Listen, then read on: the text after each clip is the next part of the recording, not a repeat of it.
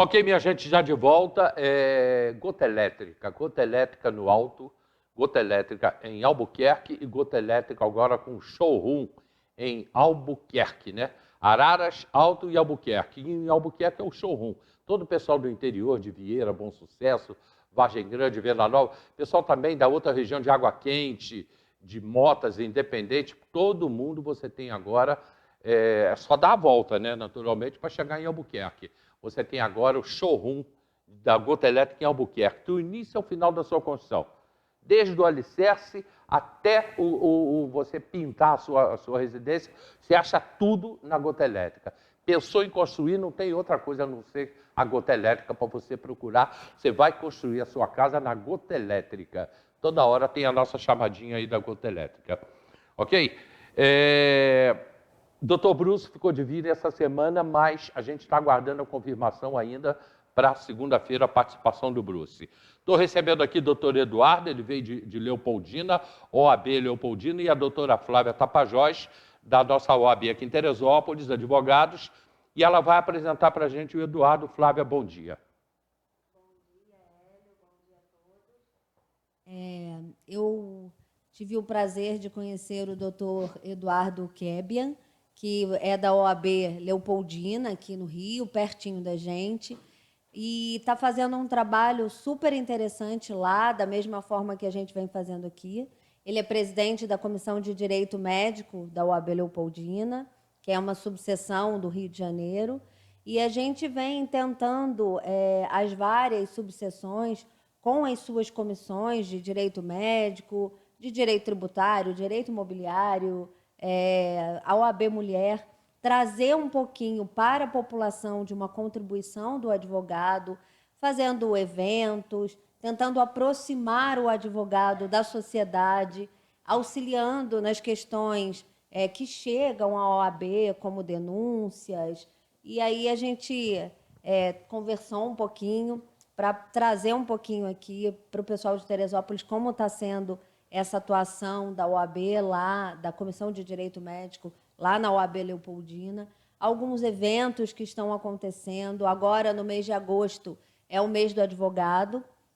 Dia 11 de agosto se comemora o Dia do Advogado. Aqui em Teresópolis, a gente vai ter um mês inteiro de palestras, de caminhada, de lives, com a participação de delegados, com a participação de juízes, com a participação de médicos. É um evento aberto, principalmente para a população e para o advogado que quer ouvir um pouquinho mais sobre alguns temas.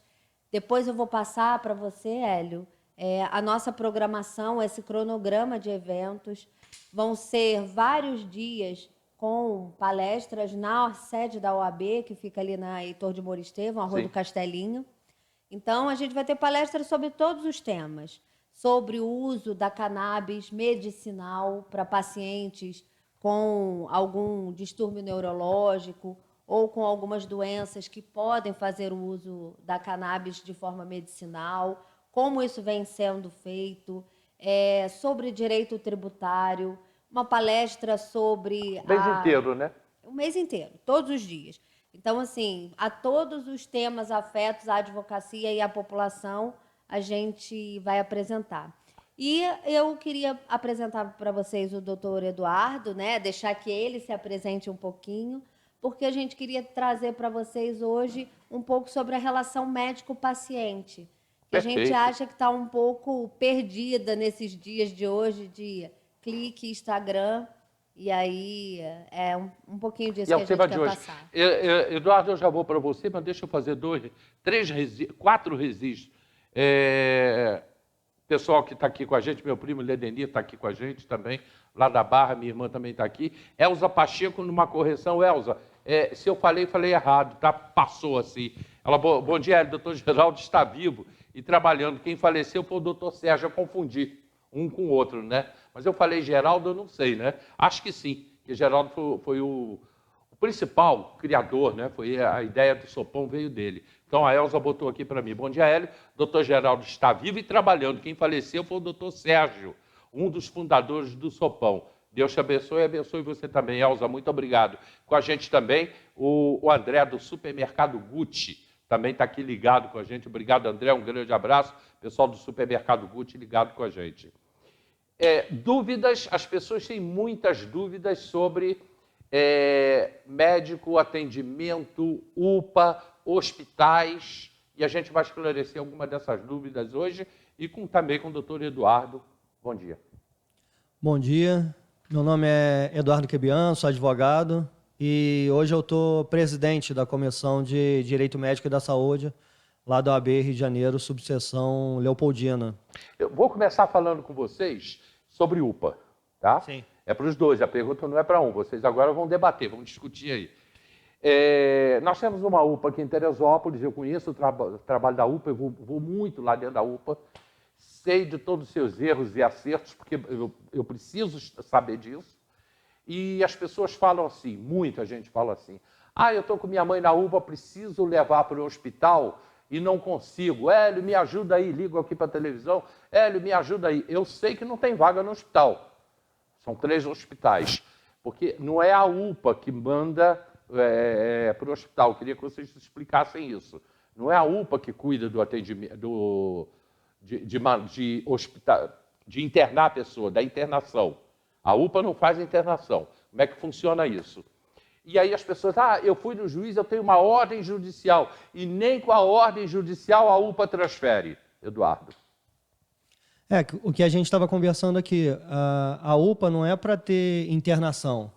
A UPA ali é um atendimento mais sério, um atendimento mais rápido. A internação é para ser feita no hospital. Então, não deveria ter ali uma internação de 30 dias, como a gente estava conversando, né?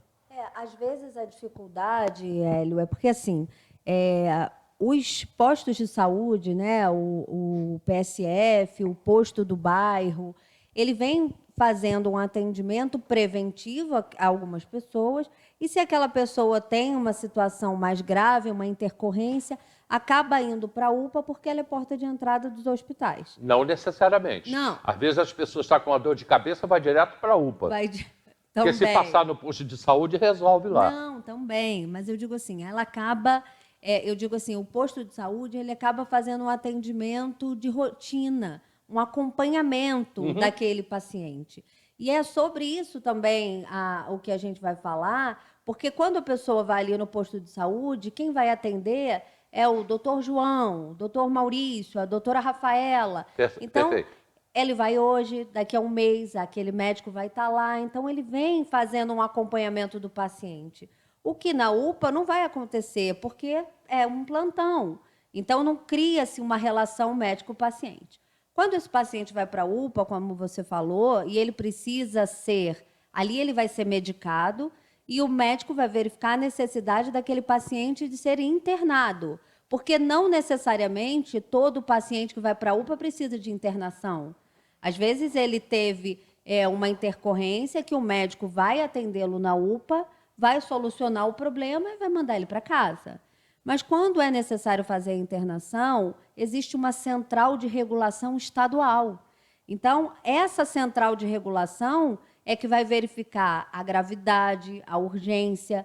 Por isso que aqueles pacientes têm a pulseirinha, né? Amarela, vermelha, verde, diante da complexidade do caso, e vai direcionar. Será que aquele paciente precisa de CTI? Qual o hospital que tem um CTI disponível? Será que aquele paciente precisa só de um acompanhamento ambulatorial? Será que aquele paciente pode ir para um leito comum? Então, nem sempre isso é fácil. Então, quando as pessoas falam assim, mas eu tenho uma ordem judicial e nem assim foi. Precisa ter a vaga para aquele paciente ser transferido. E muitas vezes o que tem acontecido o paciente está na UPA, meu pai está na UPA, foi transferido para Caxias, foi transferido para Petrópolis, ou foi transferido para a Beneficência Portuguesa, ou para o HCT. Depende de onde vai haver uma vaga para aquele paciente. Porque a central de regulação, como eu disse, ela é estadual. Né? Então, a culpa, né, como a gente fala, né, a culpa é do hospital, a culpa é da UPA, a culpa é da secretaria. Não existe uma questão de culpa, nesse caso, da UPA. porque ela depende da existência de vaga. Então, assim, acredito que a assistente social da UPA deve ficar doida, Sim. porque ela precisa buscar, né, os locais, verificar a disponibilidade da família para fazer o acompanhamento desse paciente em outro local. O que eu quero deixar bem claro, Eduardo, é que uma ordem judicial não significa uma internação. Não é porque a pessoa conseguiu uma ordem judicial que ela tem certeza que seu parente vai ser internado no hospital e, às vezes, pode até ser em outro lugar. Explica. Porque depende de disponibilidade, né? Se o Estado não tem vaga no hospital, como que a gente vai conseguir internar? Então não vai conseguir. Não é porque tem a ordem judicial que você vai conseguir internar o seu familiar. Então vai depender de uma disponibilidade, não tem como criar vaga. Mas o que eu estava pensando, que você falou, do paciente que poderia ir no posto para resolver o problema e acaba indo para o UPA. E superlota a UPA ali. Isso é comum aqui em Teresópolis. Então, não, mas é falha no dever de informação do município, do Estado, que se tivesse essa informação, essa educação da população, olha, quando você tiver qualquer problema, vai no posto primeiro, se não resolver, aí sim, vai para a UPA. Porque acho que desafogaria bastante a UPA e resolveria lá. Tem muitos casos que você resolveria no posto de saúde. Infelizmente, pelo fato de não ter essa informação, essa educação, o pessoal vai ou direto para o hospital ou direto para a UPA. Esquece lá do posto. São raras as vezes que as pessoas vão, né? Porque a UPA, o que as pessoas não entendem, que a UPA não é o hospital, a UPA é um pronto atendimento, é para traumas. O cara infartou, está com uma dor, infartou não, está com uma dor fortíssima no peito, vai para a UPA. Tá? Ele já sabe que é uma dor muito forte no peito. Agora tem que ser mesmo, porque aí não vai passar no posto de saúde. Porque se passar o posto de saúde já manda para a UPA. As pessoas ainda não entenderam que UPA não é hospital, correto? É verdade. Eduardo. Não, é verdade, é verdade. Então, mas esse é o problema da informação. Se o cidadão, se a pessoa não é informada, como que ela vai saber para onde ela vai? Ela está desesperada ali para tentar curar o seu problema. E se ela não sabe para onde ir, ela vai para o que está mais perto. Qual que está mais perto? É a UPA? É o hospital? Esquece até do posto de saúde. Então, esse eu acho que é um ponto que deveria pegar. É a informação das pessoas. As pessoas serem informadas, serem educadas para saberem para onde direcionar cada dor. Uma dor de cabeça, você vai para a UPA? Para que se você pode resolver no posto?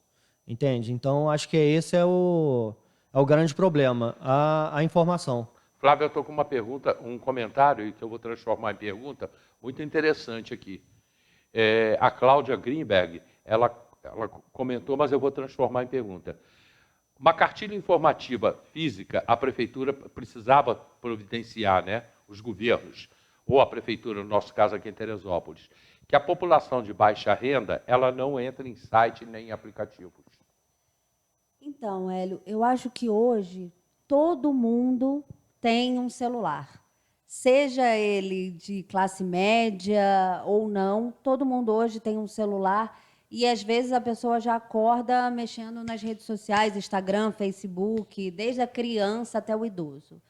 E a questão da cartilha, eu acho que ela pode, sim, existir e deveria ser apresentada nas escolas. Aquela criança recebe uma cartilha, leva para casa, mostra para o pai, para a mãe, uma educação que pode começar nas escolas. E a gente tem esse projeto, né? As OABs têm, a OAB vai à escola. A OAB vai à escola. Inclusive, eu estou até vendo para conversar com o presidente para a gente voltar também para todas as comissões.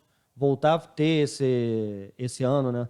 Esse projeto, a OAB vai à escola justamente por conta disso, para explicar, para levar o direito médico, o direito consumidor, o direito tributário, enfim, todos os direitos, para que na escola, desde pequena, a criança já saiba disso. Então, é importante a gente fazer esse trabalho. Tem uma educação, uma informação já na primeira infância. Que deveria ser da escola mesmo, né? Deveria ser... Perfeito. Agora, Flávia... essa cartilha, Hélio, quando a gente fala em PSF, né, o posto de saúde da família, eu acho que a gente precisa um pouco resgatar aquilo que tinha antigamente, né? Então, assim, há muito tempo atrás, você tinha aquele médico que ele atendia o pai, a mãe, o filho, o neto.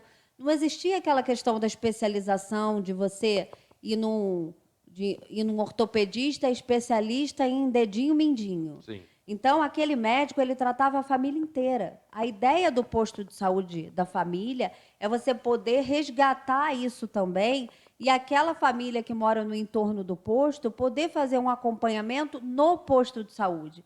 Para ele saber que se ele teve uma dor de cabeça, ele tem ali um médico que já conhece o histórico dele, a quem ele pode procurar e não precisa recorrer à UPA, como o Eduardo falou, lotando um local que já é... A Cláudia voltou aqui e tem uma coisa aqui que eu concordo com ela e discordo de você. Quer dizer, discordo em parte. Você vai me entender. Ela botou aqui, na porta dos postos de saúde da UPA, fazendo a distribuição de cartilhas. Ótimo.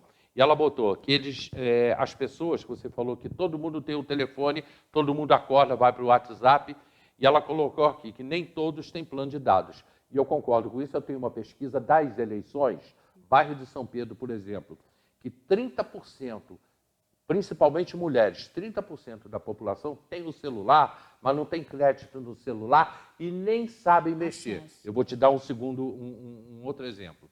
Vai ser lançado agora, no início do mês de agosto, o programa Pontos Mania. Você vai me ouvir falar muito aqui de Pontos Mania. E nós já fizemos uma pesquisa. Pontos Mania é o cashback, que as pessoas vão adquirir pontos comprando. É uma coisa simples. Só que as pessoas não sabem mexer. Então, a gente vai ter que explicar às pessoas como mexer para conseguir esses pontos. A mesma coisa seria para o atendimento médico. As pessoas não sabem mexer no celular. Hélio, mas principalmente uma geração que não está acostumada. Não, mas quando eu falei do celular, eu digo assim, existe sim a necessidade de ter uma cartilha física que pode ser apresentada, como o doutor Eduardo falou, nas escolas, nos postos de saúde, de ser distribuída nos locais, mas também que ela possa ser divulgada de forma virtual. Hoje, com essa questão da pandemia... Tudo uma soma, né? Uma coisa não elimina a outra, né? Com essa questão da pandemia, todas as cidades, as prefeituras, colocavam lá nas suas páginas, nas suas redes, vacinação no posto tal, exame de Covid em tal lugar. Então, uma coisa não elimina a outra. Não, sim, é óbvio.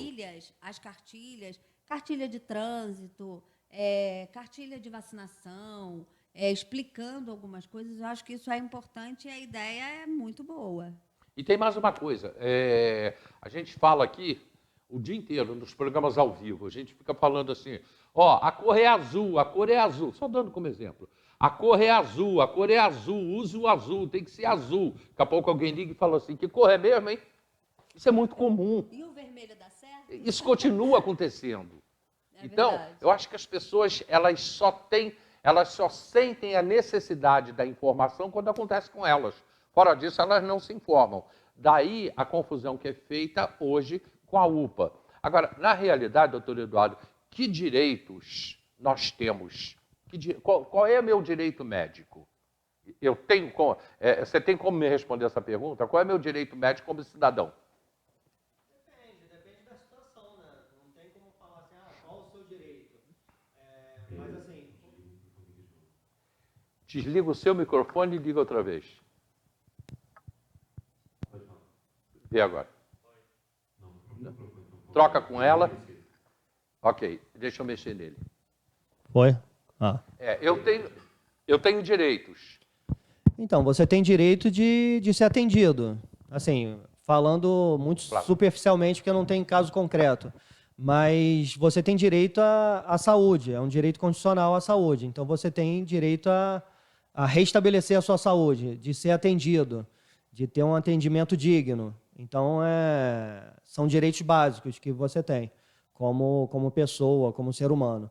Então, falando superficialmente, é isso. Você tem direito de ser atendido, de ser socorrido, de recuperar a sua saúde em qualquer lugar que você vá. Seja hospital, seja UPA, seja clínica da família. Independente de onde você vá, você tem direito de ser atendido. Sente, e isso foi constitucional, né? Sim. Não, Tá e eu lá na lembro, Constituição, inclusive... é um direito fundamental de todo cidadão, né? Eu estava falando isso e lembrei aqui que uma vez eu levei meu filho, eu não lembro para onde foi para tomar vacina porque ele foi mordido pela cachorra. Não quiseram atender ele porque ele estava... A gente saiu correndo, não tinha identidade, tinha nada. E não quiseram atender. Se você está sem identidade, pouco importa. Tem que atender. Você está ali. Você vai em casa buscar identidade, você morre de repente, vamos supor. Então, mesmo que você esteja sem identidade, você tem direito a atendimento. Quando você perguntou, fui lembrando, foi o Henry, se eu não me engano. Ele foi mordido pela cachorra e não quiseram atender. Então, esse é um direito que a gente teria. Mesmo sem identidade, você tem direito de ser atendido. O mendigo ele não pode entrar no hospital para ser atendido? De repente, o mendigo não tem identidade. E aí? Faz o quê? Não dá o direito a ele, condicional, à saúde, a recuperar a saúde dele? Então, nesse dia, o atendimento foi falho. Como meu filho estava bem, a gente saiu dali. E eu fiz um plano de saúde para ele, mesmo contra a vontade da mãe, eu fiz ali para não precisar ir para a UPA, para não ter esse tipo de acontecimento. Mas é preocupante. Se outra pessoa acontece uma coisa mais grave, está sem identidade, não vai ser atendida? Entendeu? Eu briguei ainda com ela, eu falei, olha, eu não quero atendimento para o meu filho mais não, mas vocês aqui têm o dever de atender. Senão, omissão de socorro e é crime, chama a polícia. Aliás, Mas isso tudo parte da informação, né, Hélio? Porque, assim, isso tudo parte da informação. Porque foi o que ele falou. Se eu não tenho identidade, eu posso ser atendido? Claro, você tem que ser atendido. Mas, às vezes, a pessoa, ela não sabe. Então, assim, tem um grau de conhecimento um pouco menor, é uma pessoa mais leiga. Por menos conhecimento que ela tenha, cabe ao profissional da saúde, aquela pessoa que está ali, seja um enfermeiro, um técnico, ou até um segurança, o porteiro da UPA ou do hospital, de permitir que a pessoa entre, de prestar aquele atendimento, porque foi o que ele disse. Se isso não acontecer, é omissão de socorro. E o direito à saúde, ele é um direito fundamental, é um direito constitucional. A Constituição fala que é direito de todos e dever do Estado garantir a saúde da população. E quando a gente fala de saúde, não é só aquela pessoa que sofreu um acidente ou que está infartando e que vai para uma UPA ou para um hospital, mas é o direito da saúde como um todo. O direito sanitário é o direito de saúde. Então, você ter o esgoto na sua residência, você ir num restaurante onde passou a vigilância sanitária, o SUS, que é o que a gente fala, né? É um sistema único de saúde. Ele não aborda apenas a questão do atendimento médico num hospital ou numa UPA, mas ele contempla o que a gente tem no dia a dia. A sua água tratada na torneira, o seu esgoto, os locais que a gente frequenta para alimentação. Então, eu acho que quando a gente fala de direito médico e direito da saúde, a gente aborda não só a saúde física, mas também a saúde emocional, a saúde do organismo, que não necessariamente é de uma doença. Você falou um negócio que é importante, queria que vocês falassem sobre isso, uma diferença do posto de saúde para a UPA. O posto de saúde, ele mantém um histórico médico, e a UPA não é isso? Quer falar? Então, na verdade, quando o paciente ele vai a qualquer estabelecimento, ele tem que ter um prontuário, né, Eduardo? Ele precisa daquele registro, seja ele posto de saúde, UPA, hospital, até quando a gente vai tomar a vacina no postinho ou no carro, no drive-thru de vacina, que você recebe aquele papelzinho Sim. de que você tomou a vacina. Comprovante. Um comprovante. Então, tem que haver um prontuário de atendimento. Se você for à UPA, tem uma intercorrência. Chegou na UPA, olha, estou com muita dor de cabeça. O médico fala, você vai tomar esse remédio e pode ir para casa. Não significa que você não foi registrado ali. Muito pelo contrário. Vai ter um boletim de atendimento médico, um prontuário daquele atendimento. O que acontece é que no posto de saúde, quando há uma rotina de atendimento daquela pessoa, fica como se fosse um consultório, que você vai, por exemplo, no meu caso, eu vou ao ginecologista. Então, ele tem lá, Flávia, você já foi mãe, você teve uma gestação, fez uma cesárea, então ali tem um histórico seu, que acontece no posto. Na UPA, geralmente não é assim, porque a UPA ela está ali para, como o Eduardo falou, são atendimentos de urgência, emergência, para uma intercorrência onde aquele paciente vai ser redirecionado. Por isso é que a gente acha tão importante falar sobre a relação médico-paciente, aí eu vou deixar o Eduardo falar sobre isso também, que é uma relação que, às vezes, num posto de saúde ou numa clínica se forma, mas não necessariamente acontece na UPA ou no hospital. Eduardo. Essa relação médico-paciente tem diferenciado com o tempo, né? Muito tempo lá atrás, o médico fazia o que ele queria com o paciente. Ele mandava tomar um remédio e não tinha que questionar se aquele remédio era ou não para ele tomar, ele tinha que tomar. Hoje tem mudado porque o paciente tem tido um pouco mais de informação.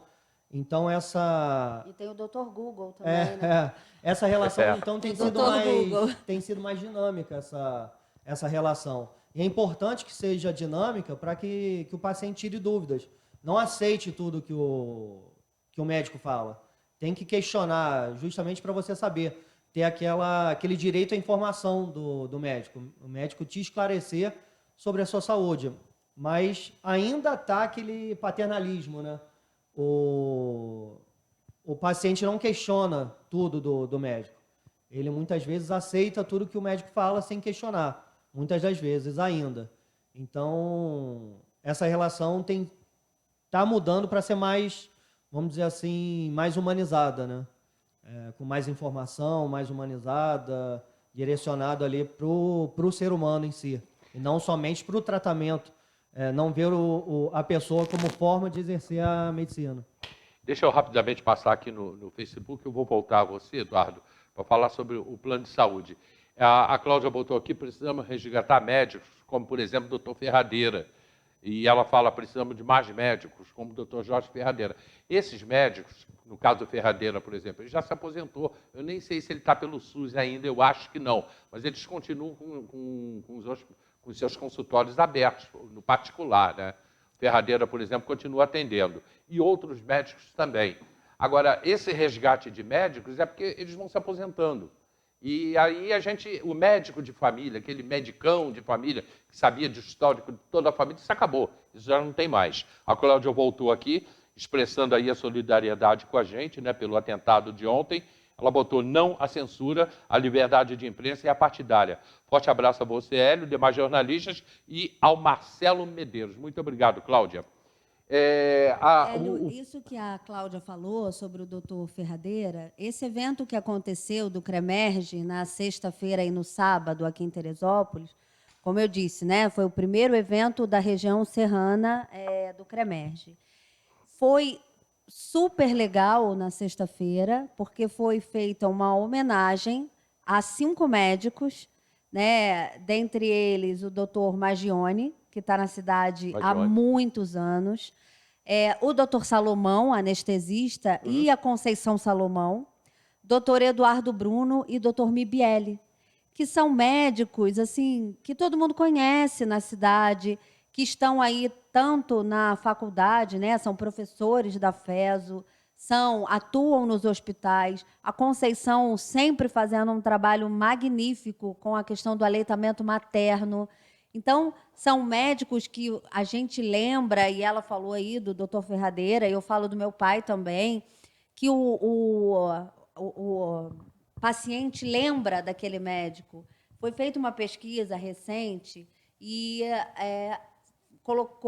colocaram uma pessoa na porta de um consultório médico. E as pessoas entravam e saíam, e aí aquela pessoa que estava na porta do consultório falava assim: qual o nome do médico que lhe atendeu? Quase 40% das pessoas não sabiam. Ele tinha acabado de sair da consulta e ele mal sabia o nome daquele médico que tinha atendido.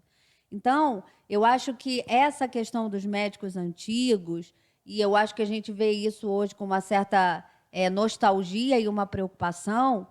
Hoje o médico muitas vezes sai da faculdade preocupado com o clique, com a rede social, com o Instagram, Às vezes você é atendido num consultório ou mesmo num hospital e aquele paciente não faz uma anamnese. O paciente não, perdão, o médico.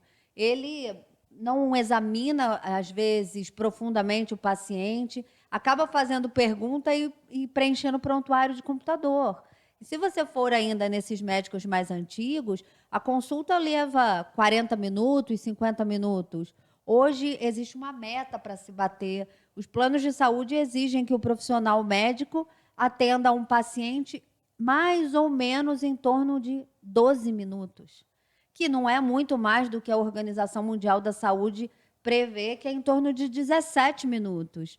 Mas será que em 17 minutos você consegue saber o histórico ou por que aquele paciente está ali?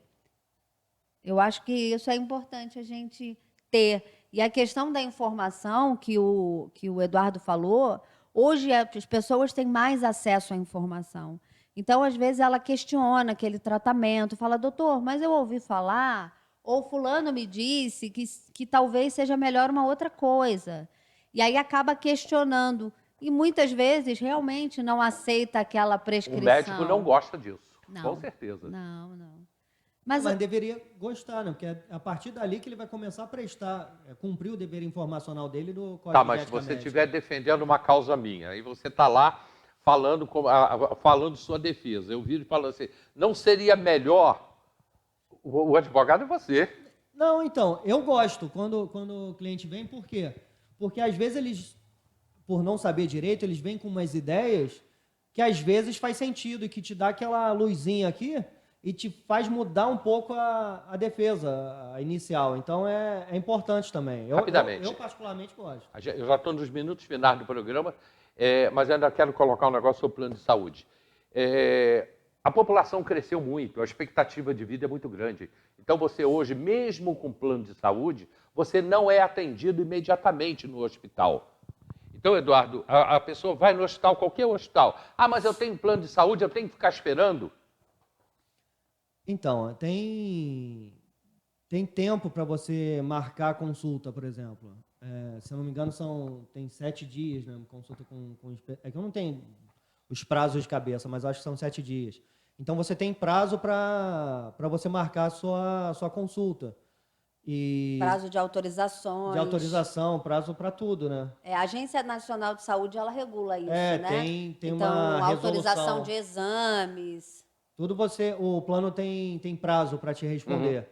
E não sei se você disse ali no pronto atendimento, na emergência, mas vai de acordo com o que está lá na hora. Vai de acordo com quantas pessoas estão ali sendo atendidas. A emergência, urgência e emergência, o atendimento tem que ser imediato, né? Inclusive, mesmo que aquele plano tenha algum tipo de carência, é importante ou falar isso, verdade. mesmo que aquele Doutor plano... Jorge Ferradeira está aqui com a gente. Manda um abraço para ele. Ele estava no evento do CREMERGE na sexta-feira. Eu estudei com a filha dele, né, no colégio, no Jorge Marche, e é uma pessoa ótima.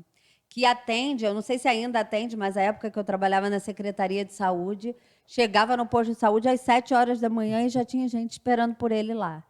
Mas o que você falou sobre o plano, se a pessoa chegar numa urgência, com um caso de urgência, né, de emergência, o plano de saúde, mesmo em período de carência, tem que ter o atendimento. A carência para urgência e emergência são de 24 horas depois que você assinou o contrato. Assinou o contrato faz 2 dias. Então, você pode ser atendido em caso de urgência ou emergência. Perfeito. 1 minuto para você me responder, Eduardo. Eu vou depois para a Flávia, que já esgotou meu tempo. A OAB. Qual é a preocupação da OAB? Existe dentro da OAB um trabalho feito para as pessoas serem melhor atendidas? Então, tem esse projeto da gente, da OAB Vai à Escola, que eu estou conversando com o presidente da OAB Leopoldina, para educar, para informar as pessoas. Então, é para trazer a sociedade para a OAB.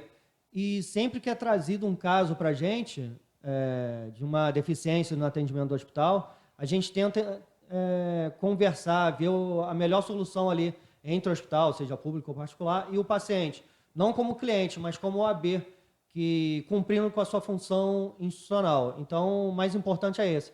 aproximação da sociedade com a OAB para tentar dar uma melhor solução ali para a sociedade. Obrigado, Eduardo. Flávia, a OAB Teresópolis.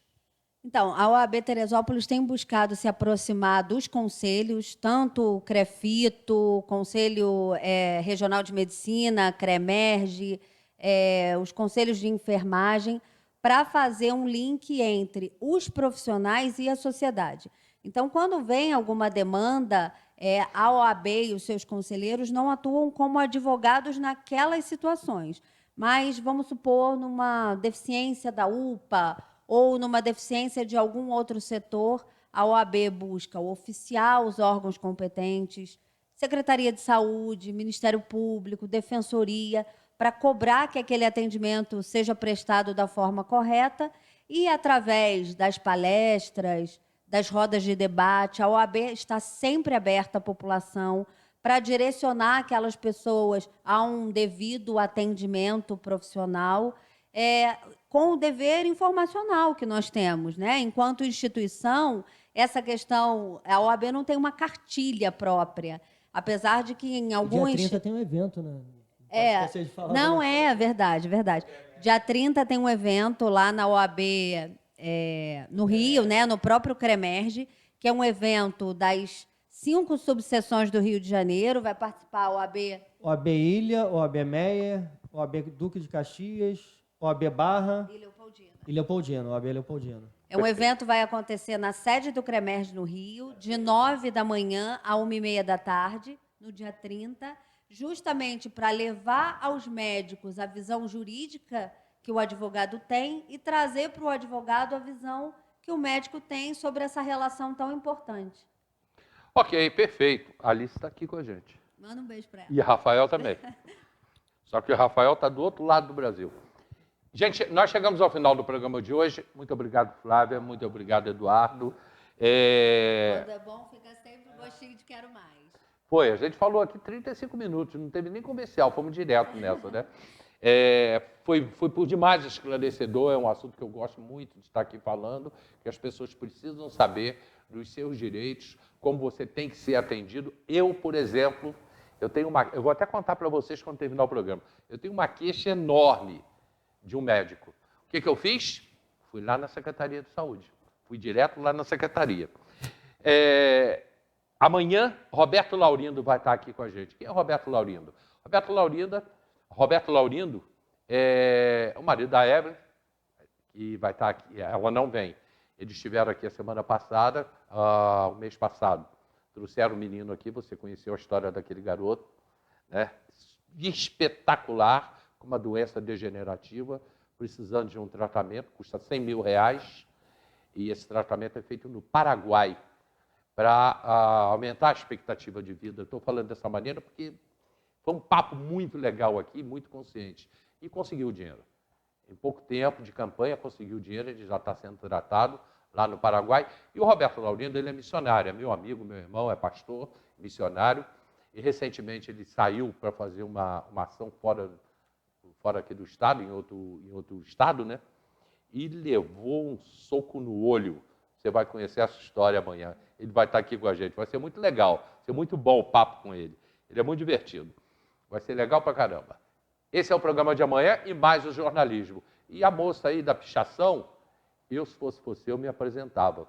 Antes que eles fossem que vão te buscar, porque a polícia já esteve aqui hoje outra vez. Daqui a pouco eles estão te buscar. Muito obrigado a todos vocês. Amanhã a gente está de volta às 10 horas da madrugada. Reprise às 4, reprise à meia-noite. Tchau, pessoal.